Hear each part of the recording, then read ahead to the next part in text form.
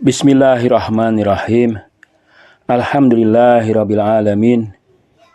Wassalatu wassalamu ala sayyidina Muhammadin wa ala alihi thayyibina tahirin wa ashabihil muntajabina mayamin wa man tabi'ahum bi ihsanin ila yaumiddin.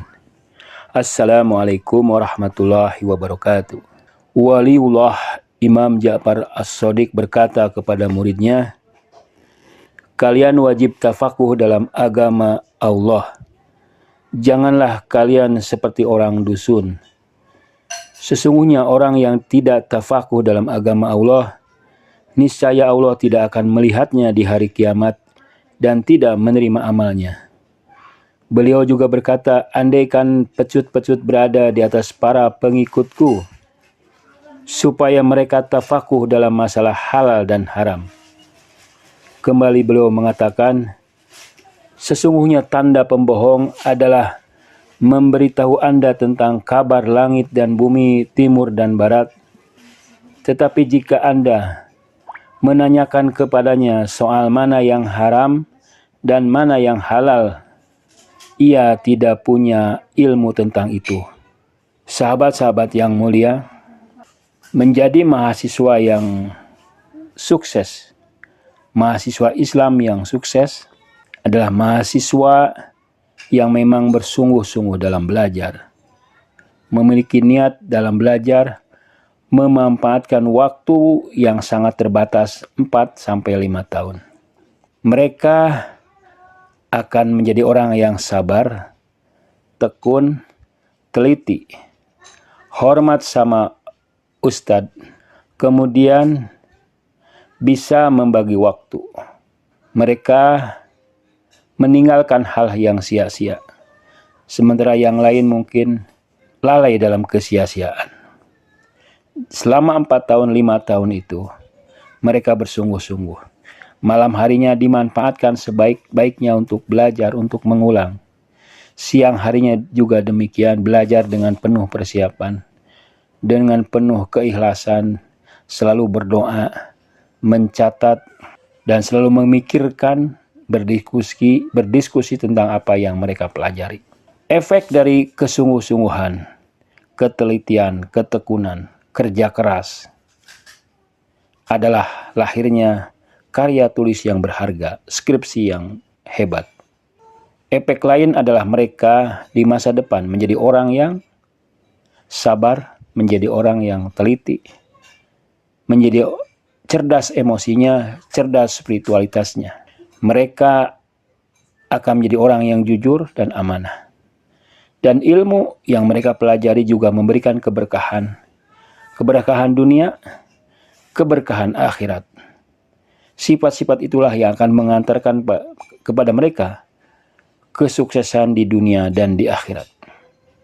Jadi dengan belajar sungguh-sungguh selama 4-5 tahun dalam perguruan tinggi Islam, mereka sebenarnya sudah menciptakan masa depan.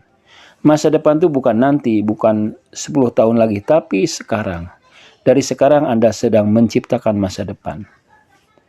Anda menjadi semakin cerdas, Anda menjadi semakin lembut, ahli komunikasi, ahli negosiasi, ahli bermusyawarah, ahli mempengaruhi orang.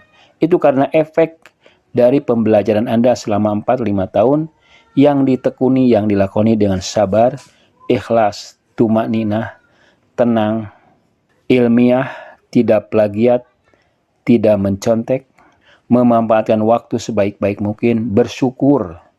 Sebaliknya, orang yang biasa-biasa saja, mahasiswa yang biasa-biasa saja tidak dikatakan gagal.